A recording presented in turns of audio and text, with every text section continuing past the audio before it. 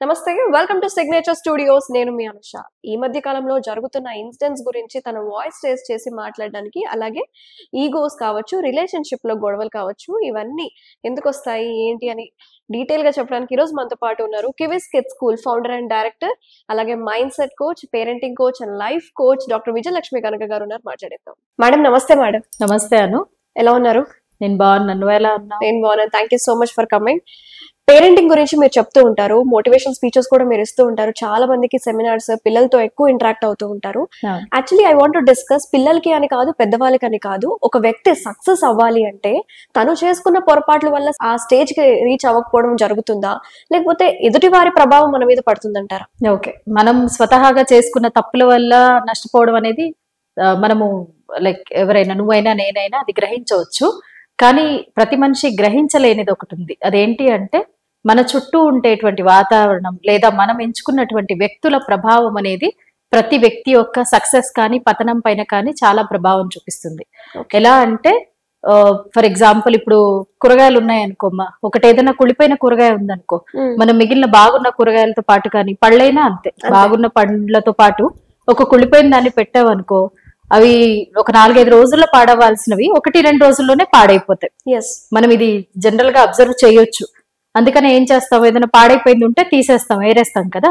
So మనుషుల్లో కూడా ఏంటి అంటే మనం ఎంచుకునేటువంటి, అంటే మనకి క్లోజ్ సర్కిల్, జనరల్ గా ఏం చెప్తారు అంటే మనకి క్లోజ్ సర్కిల్లో ఉండేటువంటి 5 అంటే యావరేజ్ 5 పీపుల్ యొక్క ఇన్ఫ్లుయెన్స్ అనేటువంటిది మన లైఫ్ పైన చాలా ఉంటుంది. అండ్ ఫర్ ఎగ్జాంపుల్, నువ్వు చాలా పాజిటివ్, నీకు చాలా పాజిటివ్ థాట్స్ ఉన్నాయి, చాలా అంబిషియస్, నువ్వు ఏదో అచీవ్ చేయాలి, డ్రీమ్స్ ఉన్నాయి.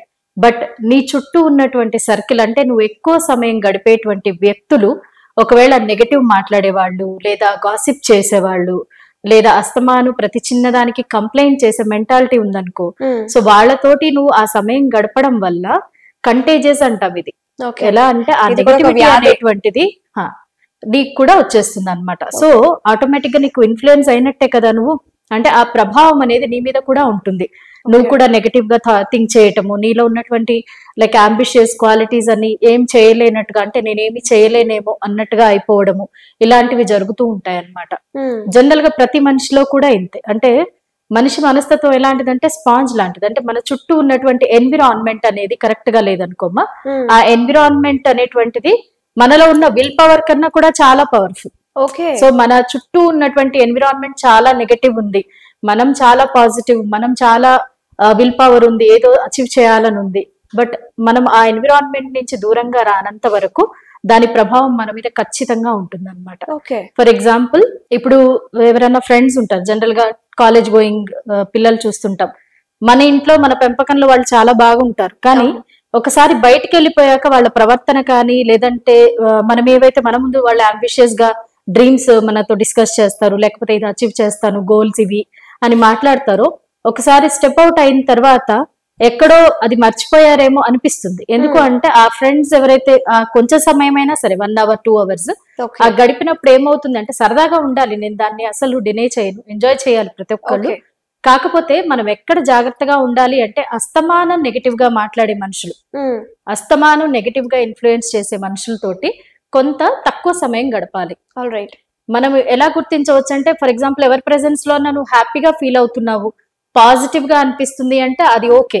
లేదు, అసలు నీకు ఎలాంటి సంబంధం లేకపోయినా 1 గంట మాట్లాడాక నువ్వు అలసిపోయినట్టుగా, యాంగ్జియస్ గా ఫీల్ అవుతున్నావు, సంథింగ్ ఏదో చాలా నెగటివ్ గా అనిపిస్తుంది అంటే నిన్ను వాళ్ళు ప్రభావితం చేసినట్టే. ఎనర్జీ డౌన్ అయిపోతుంది, డ్రైన్ అయిపోతుంది. యాక్చువల్లీ ఎనర్జీ డ్రైన్ అయిపోతుంది. కొంతమంది ఉంటారు, అంటే ఎప్పుడో వాళ్ళు లాస్ అయినవన్నీ జీవితాంతం చెప్పుకుంటూ, అంటే నా తప్పేం లేకపోయినా పోయింది, వాళ్ళ వల్ల పోయింది, వీళ్ళ, అంటే బ్లేమ్ గేమ్ అనమాట. సో ఆ బ్లేమ్ గేమ్ చెప్పేవాళ్ళు, ఇలాంటివన్నీ ఏంటంటే, ఎవరైనా పాజిటివ్ గా ఉన్న వాళ్ళు ఏదైనా చెయ్యాలనుకున్నా కూడా మేము చేయలేమేమో, మేము ఓడిపోతామేమో, ఆ నెగటివ్ ఇంపాక్ట్ అనేది పడిపోవడం వల్ల ఈ మనస్తత్వం అనేది నెగటివ్ సైడ్ లోకి వెళ్ళిపోతుంది. అందుకని ఏదన్నా సాధించాలి, లేకపోతే ఏదన్నా లైక్ గోల్ పెట్టుకొని పాజిటివ్ గా ఉండాలి అనుకున్న వాళ్ళు ఎప్పుడూ కూడా తమ చుట్టూ ఉన్నటువంటి ఎన్విరాన్మెంట్ పాజిటివ్ గా ఉంచుకోవాలి. తను మాట్లాడేటువంటి వ్యక్తులు, అంటే కొంతమంది రోల్ మోడల్స్ ని పెట్టుకుంటాం కదా, అంటే ఇప్పుడు అది ఒక జోక్ వర్డ్ లాగా అయిపోయింది. ఒకప్పుడైతే రోల్ మోడల్స్ ఉండేవాళ్ళు, అవును, మన చుట్టూనే మన ఆ, రిలేటివ్స్ లో మన కానీ friends. మనము కొంత సమయమైనా గడిపేటువంటి వ్యక్తులు కానీ మనము అట్లీస్ట్ చూసేది, ఇప్పుడు మొబైల్ చూడడం ఎక్కువైపోయింది. సో ప్రతిదీ చూడడం కన్నా ఖచ్చితంగా అందులో అది చూడడం వల్ల నాకు ఉపయోగం ఉంది, లేదా పాజిటివ్ గా నేను ఫీల్ అవుతున్నాను, నా ఎనర్జీ ఎక్కువ అవుతుంది, లేకపోతే ఐఎమ్ గెటింగ్ అ ఇన్సైట్, నాకు ఒక మంచి పాజిటివ్ థాట్ ఇన్సైట్ వస్తుంది అంటే దాన్ని చూడడంలో తప్పు లేదు. So Okay. మనం గుర్తుపట్టాలన్నమాట, ఎవరి సమక్షంలో మనం నెగటివ్ గా ఫీల్ అవుతున్నామో అక్కడి నుంచి తప్పుకోవడం మంచిది. అంటే Okay. ఒకవేళ ఎవరైనా మనుషులు ఉన్నారనుకోండి, Hmm. అంటే మరీ మొహం మీద చెప్పలేం కదా నేను నెగటివ్ గా ఫీల్ అవుతున్నాను, అవును, కానీ అవాయిడ్ అవును. చేయడం అనేది చాలా మంచిది, ముఖ్యంగా స్టూడెంట్స్ లో. ఎందుకంటే వాళ్ళు పేరెంట్స్ ఎన్నో ఆశలతోటి చదివించుకుంటూ ఉంటారు. సో ఈ ఇన్ఫ్లుయెన్స్ అంటే ఫ్రెండ్ సర్కిల్ కావచ్చు, లేకపోతే వాళ్ళు మాట్లాడేటువంటి రిలేటివ్స్ ఎవరైనా కావచ్చు. సో ఈ నెగటివ్ థాట్స్ ఉన్న వాళ్ళు లేదా మెంటాలిటీ ఇలా ఉన్న వాళ్ళు వీళ్ళ ఇన్ఫ్లుయెన్స్ అనేది పడిపోవడం వల్ల యాక్చువల్లీ ఈ పర్సన్ అలాంటి నెగటివ్ పర్సన్ కాకపోయినా ఆ నెగటివ్ ఇంపాక్ట్ అనేది ఎంతో కొంత ఉండేటువంటి అవకాశం అనేది లేకపోలేదు. Okay. సో మన సక్సెస్ కి కానీ మన పతనానికి కానీ మన ఉన్న ఎబిలిటీస్ ఎంత ఇంపార్టెంటో మన చుట్టూ ఉన్న ఎన్విరాన్మెంట్ అంతే ఇంపార్టెంట్. మనం చూస్ చేసుకునేటువంటి సర్కిల్, అది Okay. ఫ్రెండ్ సర్కిల్ కావచ్చు, లేదా మన క్లోజ్ లైక్ రిలేటివ్స్ కావచ్చు, మనం టైం స్పెండ్ చేసేటువంటి వ్యక్తులు చాలా చాలా ఇంపార్టెంట్. చూజీగా పిక్ చేసుకోవాలి. Hmm. ఒక పాజిటివ్ మనిషి ఉన్నారు అనుకో మన చుట్టూ, ఎవ్రీడే నువ్వు ఏదో వింటున్నావు తన నుంచి, like you are getting motivated, or తను చేసేటువంటి వర్క్ వల్ల నీకు ఎంతో కొంత మోటివేషన్ వస్తుంది, నీకు చేయాలన్న థాట్ వస్తుంది, ప్రతిరోజు ఒక ఎనర్జీ ఫీల్ అవుతున్నావు అంటే so that is a positive sign. So negative ఎలా అయితే కంటేజియస్, పాజిటివిటీ కూడా కంటేజియస్, Yes. ఇది కూడా అంటుకుంటుంది. కాబట్టి మనం పాజిటివిటీని ఎక్కువగా పెంచుకునే ప్రయత్నం అనేది చేయాలి. ముఖ్యంగా పిల్లలకైతే గనక, ఒకవేళ మీరు పేరెంట్స్ మీ పిల్లల ఫ్రెండ్ సర్కిల్ అబ్జర్వ్ చేయండి. Okay. ఇది రైట్ ఇది రాంగ్ అని చెప్పడంలో ఎలాంటి తప్పు లేదు. Okay. సో ఖచ్చితంగా పిల్లలకి విడమర్చి చెప్పండి, అంటే నీ పైన ప్రభావం చూపించేటువంటి వీళ్ళు ఇలా ఉన్నారు నాన్న, Hmm. కొంచెం చూసుకో, నెగటివ్ అనిపిస్తే వెంటనే కొద్దిగా అవాయిడ్ చేయి, మరి డైరెక్ట్ గా కాకపోయినా లైక్ ఆ ప్లేస్ లో ఉండక్కర్లేదు మనం కదా. Yes, you ma'am. Can find a reason and come out of that place. Well said, ma'am. Very motivative. Thank you. ఇంకొకటి మేడం, ఈగోస్ అలా. So madam, I want to address this issue. మీరు breaking news గురించి కూడా react అవుతూ ఉంటారు, చెప్తూ ఉంటారు. స్మృతి మందన తను ఒక ఇండియన్ నెంబర్ 1 స్టార్ క్రికెటర్ అని చెప్పొచ్చు. సో తన ఇష్యూ గురించి మాట్లాడుకుంటే లాస్ట్ మినిట్ లో పెళ్లి క్యాన్సిల్ అయిపోయింది. రకరకాల రూమర్స్ వినిపిస్తున్నాయి. తన ఇన్స్టాగ్రామ్ ప్రొఫైల్లో తన వీడియోస్ కావచ్చు, రీసెంట్ పిక్చర్స్ కావచ్చు, వాళ్ళ కలిసి ఉన్న పిక్చర్స్ అన్ని డిలీట్ చేయడం జరిగింది. సో ఇక్కడ మెయిల్ తన దగ్గర నుంచి, వాళ్ళ ఫియాన్సీ దగ్గర నుంచి చాలా ఇష్యూస్ ఉన్నాయి, తనకు వేరే అమ్మాయితో రిలేషన్షిప్ ఉన్నాయి, రకరకాలు వస్తున్నాయి. What is this clarity? In general గా మాట్లాడుకుంటే ఏం జరిగింది? అమ్మా, ఒక రిలేషన్ అనేటువంటిది ఎప్పుడు కూడా ఇద్దరు కదా దాంట్లో భాగస్వాములు. ఈగో అనేటువంటిది ఏంటంటే నువ్వు ఎక్కువ నేను ఎక్కువ, లేకపోతే నువ్వు తక్కువ నేను ఎక్కువ, ఇదే క్లాష్ కదా. సో ఇద్దరు జీవితంలో చాలా ఉన్నత స్థాయిలో ఉన్నవాళ్ళు, ఎవరెవరి ప్రొఫెషన్లో వాళ్ళు బాగా అభివృద్ధి చెందిన వాళ్ళు కదా, ఒక సక్సెస్ని చూసిన వాళ్ళు. సో ఈగో క్లాష్ వస్తుంది అంటే ఈ ఈగో అనేటువంటిది ఒక రోజులో బయటపడింది అయితే కాదమ్మా. పెళ్లి అనగానే బయటపడింది అని అంటే నేను అసలు ఒప్పుకోను. ఎందుకు అంటే ఒక వ్యక్తి ప్రవర్తన అనేటువంటిది ప్రతి చిన్న పెద్ద పనిలో కనిపిస్తూ ఉంటుంది. ఓకే, సో ఇప్పుడు ఇద్దరు వ్యక్తులు ఉన్నారు, ఒక రిలేషన్ అనేది ఇద్దరు మెయింటైన్ చేస్తేనే అవుతుంది. ఈగో క్లాషెస్ అనేటువంటివి వాళ్ళ కొత్తగా వచ్చి పెళ్లి ఆపేసుకునేంత వరకు వచ్చింది అంటే సో ఇది ఇవాళ స్టార్ట్ అయింది కాదు, ఇంతకు ముందు కూడా వచ్చి ఉండొచ్చు. మేబీ ఆ అమ్మాయి అపోజ్ చేయలేకపోయి ఉండొచ్చు, లేదా చేసినా కూడా మళ్ళీ కాంప్రమైజ్ అయ్యి ఉండొచ్చు.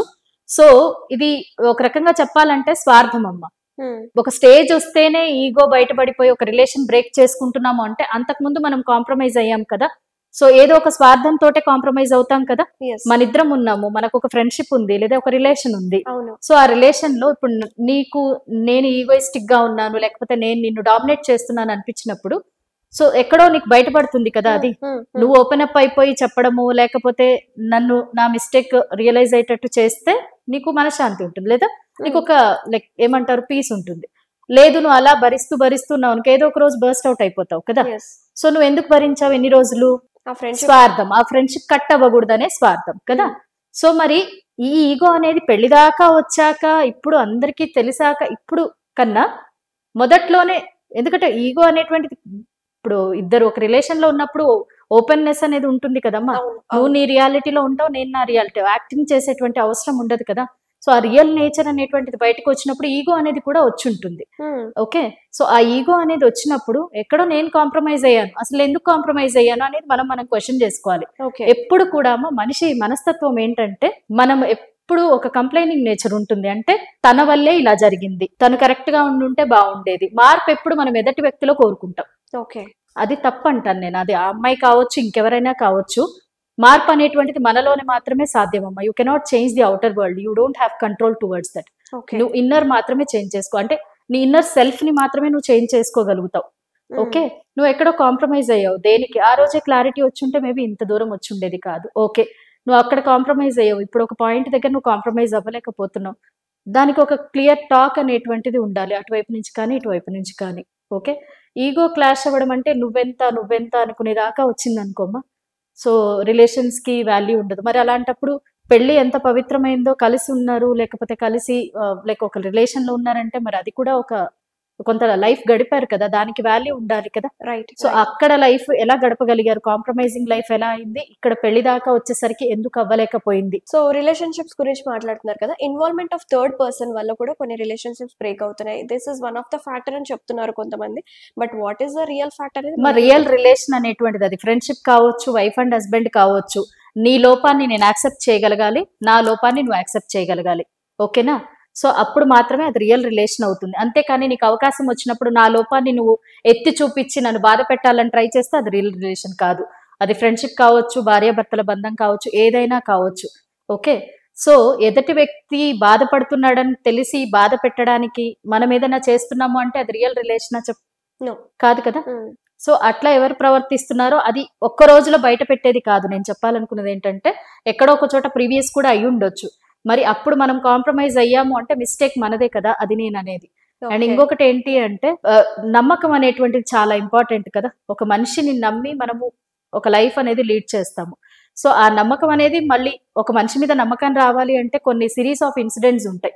ఒక ఇన్సిడెంట్ తోటి నమ్మకం రాదు, ఒక ఇన్సిడెంట్ తోటి నమ్మకం పోదు కదా. సో ఆ క్లారిటీ ఆఫ్ థాట్ అనేటువంటిది ఇద్దరికీ అవసరము. అండ్ కాన్వర్జేషన్, ఎక్కడ కాన్వర్జేషన్ మిస్ అయింది అది చెక్ చేసుకోవాలి. ఈ సడన్ గా ఇవాళ పొద్దున్నే లేచి తను మంచోడు కాదు, ఈ అమ్మాయి మంచిది కాదు అంటే ఎలా? ఒక చిన్న ఇన్సిడెంట్ తోటి కాదు కదా.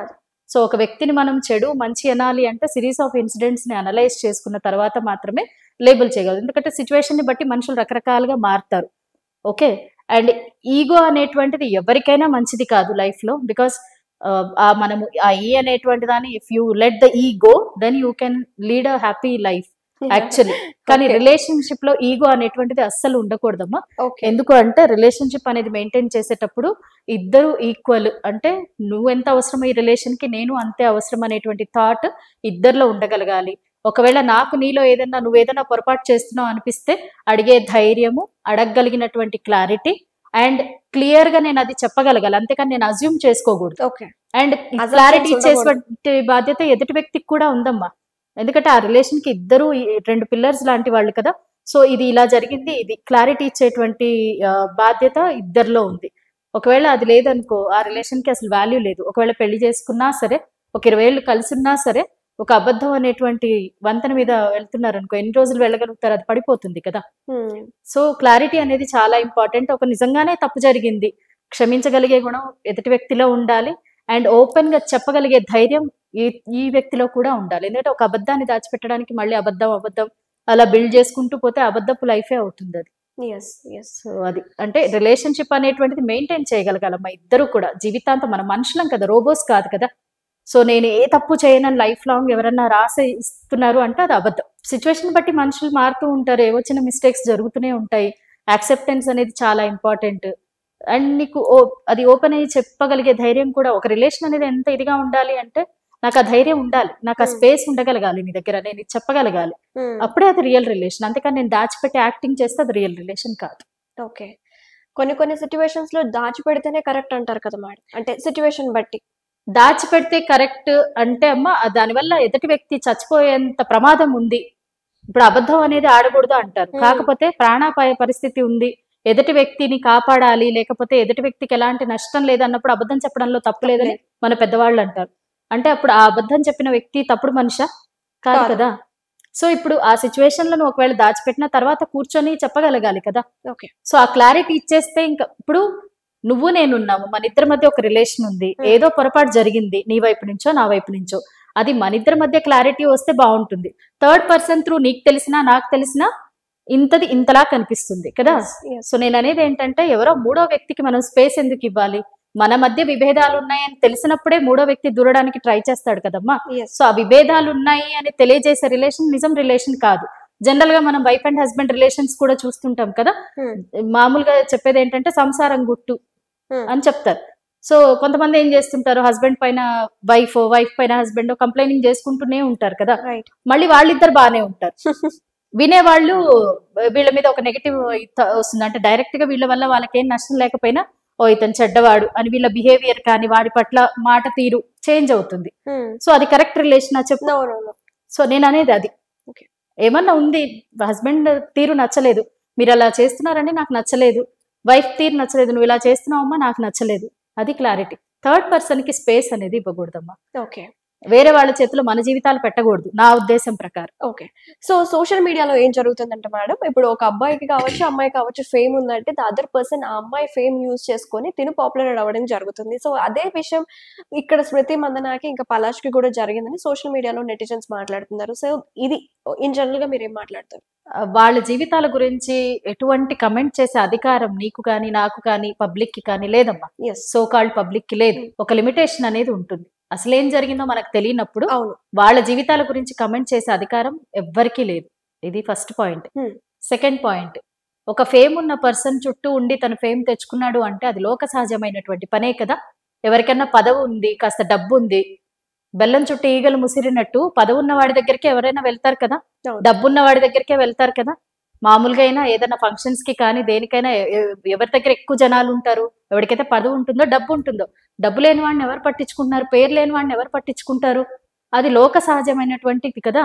సో తనేదో తప్పు చేశాడు అనడం ఎందుకు? తను లైక్ లోకం ఏ తీరుగా వెళ్తుందో తనేం నేర్చుకున్నాడో చూసి అదే చేశాడు అంతే. ఇందులో తప్పు పట్టడం ఏముంది? నీరు పల్లానికే ప్రవహిస్తుంది. జనాలు ఎవరికి ఫేమ్ ఉంటుందో వాళ్ళ చుట్టే చేరుతారు కదమ్మా. ఒక నాయకుడు ఉన్నాడు, తనకి జై కొడతారు కానీ నార్మల్ వ్యక్తికి జై కొట్టరు కదా. సో ఈ రిలేషన్షిప్ టాపిక్ ని మనం ఎండప్ చేసుకుంటే కొన్ని ఎక్స్పెక్టేషన్స్ కావచ్చు, అలాగే ఓవర్ కేరింగ్, ఇటువంటి విషయాల్లో మీరు ఇచ్చే క్లారిటీ ఏంటి? కేరింగ్ వరకు ఓకేనమ్మా, ఓవర్ కేరింగ్ అనేటువంటిది తప్పు. ఓకే. సో ఎంతవరకు ఇవ్వాలో అంతవరకు ఇస్తేనే అది రియల్. అనవసరంగా ఓవర్ కేరింగ్ లేకపోతే ఓవర్ గా ఎవరైనా చేస్తున్నారు అంటే అగైన్ ఎవరైతే పొందుతున్నారో వాళ్ళు రియలైజ్ అవ్వాలి వీళ్ళు ఎందుకు ఇలా ఓవర్ గా చేస్తున్నారు. ఎందుకు అంటే అతి ఎప్పటికైనా అతే, అది మంచిది కాదు.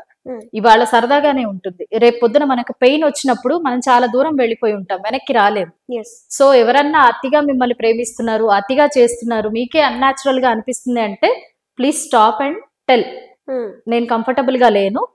సో న్యాచురల్ గా ప్రేమ చూపించడం వరకు ఓకే అమ్మా. మరీ అతిగా ఒక పువ్వు అడిగితే ఒక పువ్వు తెచ్చిస్తే ఓకే, లారెడు మల్లెపూలు తెచ్చి గుమ్మరిస్తే ఊపిరి అడగ చస్తుంది అమ్మాయి. ఓకే, అలాంటి అతి చేయకూడదు. సో అతి గమనిస్తే కనుక ఖచ్చితంగా స్టాప్ చేయండి. అండ్ ఇంకొకటి ఏంటి అంటే ముఖ్యంగా ఈ జనరేషన్ వాళ్ళకి చెప్పాలనుకున్నది ఏంటంటే అమ్మా నాన్న ప్రేమ, అక్క చెల్లి ప్రేమ, లేదా మన ఇంట్లో ఫ్యామిలీ మెంబర్స్ ది నిస్వార్థమైన ప్రేమ, ఇది ఎప్పుడు చెప్తాను నేను. నిజమైన ప్రేమ అనేటువంటిది ఫ్యామిలీ నుంచే వస్తుంది. మీకు బయట వాళ్ళు ఎవరైనా ప్రేమ చూపిస్తున్నారు అంటే హ్యాపీగా వెల్కమ్ చేయండి. బట్ ఏ స్వార్థము లేకుండా, ఏ రీజను లేకుండా ఎవరు ఎవరిని ప్రేమించరు, ఇది గుర్తుపెట్టుకోండి. ఓకే. అక్కడ ఖచ్చితంగా ఇమ్మెటీరియల్ గా ఏమీ లేదు అంటే నేను యాక్సెప్ట్ చెయ్యను. ఏ స్వార్థము లేకుండా, అసలు ఏ గెయిన్ అనేది ఆశించకుండా లవ్ చేసేటువంటిది ఓన్లీ తల్లి తండ్రి, మన తోబుట్టువులు మాత్రమే. ఎన్ని గొడవలు పడ్డా ఎన్నైనా కూడా ఫస్ట్ వాళ్ళ ప్రేమను గుర్తించండి. బయట వాళ్ళు ఎవరైనా మళ్ళీ ఇంకా ప్రేమిస్తున్నారు, లైఫ్ పార్ట్నర్ అవ్వాలనుకుంటున్నారంటే you most welcome. But analyse చేసుకోండి కరెక్టా కాదా అని. అన్యాచురల్ గా ఎక్కువగా ప్రేమ చూపించింది అంటే ప్రేమ అనేటువంటిది ఎలా ఉండాలి, నువ్వు తప్పు చేస్తే తప్పు అని చెప్పగలిగేది కూడా ఉండాలి కదా. తప్పు చేసినా పర్వాలేదు పర్వాలేదు చేసే అలా కాదు. సో మీరు ఇది అబ్నార్మల్ గా ఉంది అనిపిస్తే, ఎందుకంటే మనకు ఒక ప్రతి మనిషికి ఒక సెన్స్ అనేది ఉంటుంది కదా, అబ్నార్మల్ అనిపిస్తే you stop there and you ask stop the person. ఎందుకంటే లిమిటేషన్స్ ఉంటాయి మా ప్రతిదానికి కూడా. ఓకే, ఇవాళ ఇవ్వగలిగాడు అతను, నా పెళ్ళైపోయి 2 ఏళ్ళు అయిపోయాక నువ్వు అప్పుడు నన్ను ఎత్తుకునే తీసుకెళ్లేవాడివి, ఒక మెట్టు కూడా ఎక్కనిచ్చేవాడివి కాదు, ఇప్పుడేమో నన్ను ఎక్కమంటున్నావు అని అక్కడే గొడవ స్టార్ట్ అయిపోతుంది. సో ఎప్పటికీ అది పాసిబుల్ అవ్వదు కదా. అందుకని వాళ్ళు ఇస్తున్నారు కదా అని తీసుకోకండి. Thank you so much madam. Thank you. Welcome. నమస్తే.